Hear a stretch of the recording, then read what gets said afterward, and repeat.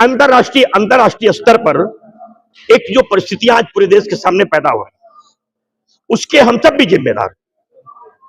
अगर कोई विश्व युद्ध मच रहा है और जहां से खाद्यान्न या अन्य वस्तुएं मुझे प्राप्त हो रही हैं, जहां पर विवाद की परिस्थिति पैदा है और मुझे कम मात्रा में प्राप्त हो रही है, तो हम संयम बरतें और अनुकूल समय आने पर अपने धन का उपयोग करें। अन्यथा जितना ज्यादा समय हम स्वर्णाद खरीदेंगे उसका सारा टैक्स विदेश में जाएगा, भारत की आर्थिक स्थिति कमजोर होगी। हम थोड़ा पैसे को भी बचा के रखें, अनुकूल समय आए तो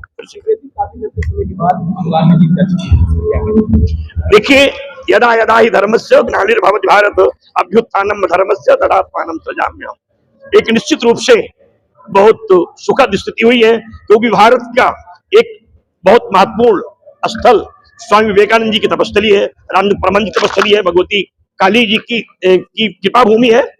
वहां से अब लोगों को सुख शांति के साथ जीवन निर्वाह करने का मौका मिलेगा और लोग अब शांति से रह पाएंगे और उपद्रवी लोग शांत होंगे।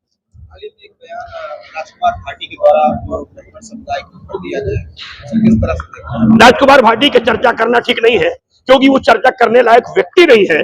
आप उसकी चर्चा को हमारे संवाद से बाहर रखें, क्योंकि मैं ऐसे व्यक्ति के बारे में कोई टिप्पणी नहीं करता जिसको समाज की मर्यादा का, शिष्टाचार का आदर करने का ज्ञान न हो। समाजवादी पार्टी में पूर्व में भी स्वामी प्रसाद मौर्य और राजकुमार भाटी, इस तरह से समाजवादी पार्टी। देखिए, दोनों लोग हमारे प्रश्नों के उत्तर लायक नहीं है।